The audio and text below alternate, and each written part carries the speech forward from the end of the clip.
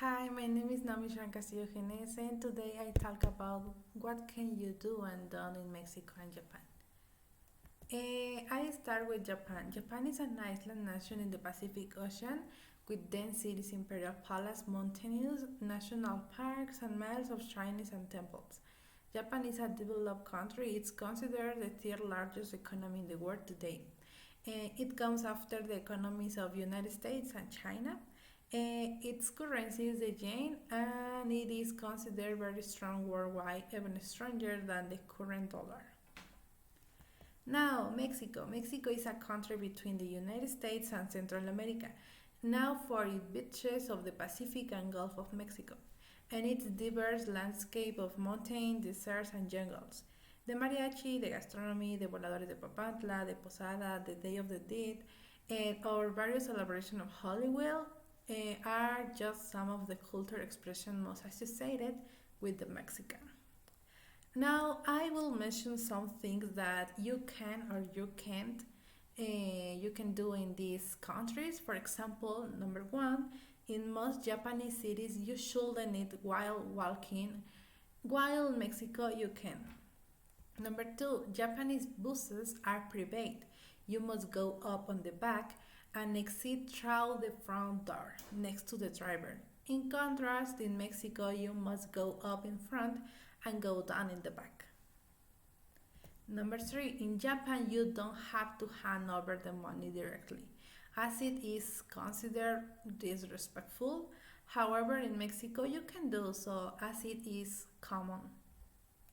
Number four, in Japan, you should never eat on the subway. In contrast, in Mexico, you can.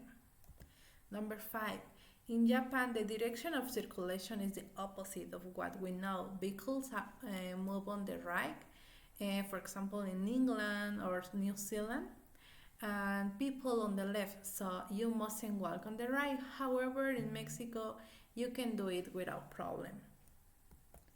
Number six, in Japan, you must leave your shoes on when entering a house.